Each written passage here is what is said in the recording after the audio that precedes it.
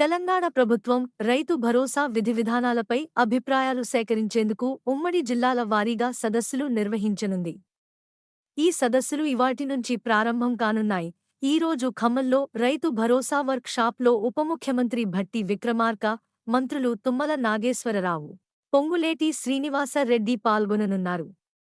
గురువారం రోజున ఆదిలాబాద్, శుక్రవారం రోజున మహబూబ్నగర్, 15వ తేదీన వరంగల్, 16వ తేదీన సంగారెడ్డిలో జిల్లా స్థాయి రైతు భరోసా సదస్సులు జరగనున్నాయి.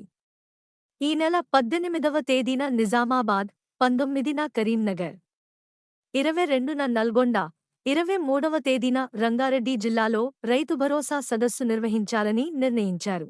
వర్క్షాప్లకు ప్రజాప్రతినిధులు, రైతులు, వివిధ సంఘాల నాయకులను ఆహ్వానించాలని కలెక్టర్లను వ్యవసాయ శాఖ కార్యదర్శి ఆదేశించారు. ఈ వర్క్షాప్లో చర్చలు, అభిప్రాయాలు, సూచనలను సదస్సు జరిగిన 2 రోజుల్లో నివేదిక రూపంలో కలెక్టర్లు వ్యవసాయ శాఖకు పంపించనున్నారు. రైతు భరోసా ఎవరికి ఇవ్వాలి అనే విధివిధానాలు, అర్హతలపై అభిప్రాయాలు సేకరించిన తర్వాత మంత్రివర్గ ఉపసంఘం సమావేశమై చర్చిస్తుంది. నెలాఖరున జరగనున్న అసెంబ్లీ బడ్జెట్ సమావేశాల్లో చర్చించి రైతు భరోసాపై తుది నిర్ణయం తీసుకోనున్నారు. మన ఛానల్ను సబ్స్క్రైబ్ చేయండి. ఈ వీడియో నచ్చినట్లయితే లైక్ చేయండి. మీరు ఎలాంటి వీడియోలు చూడాలనుకుంటున్నారు కామెంట్ చేయండి. తాజా అప్డేట్ల కోసం బెల్ ఐకాన్ను నొక్కండి.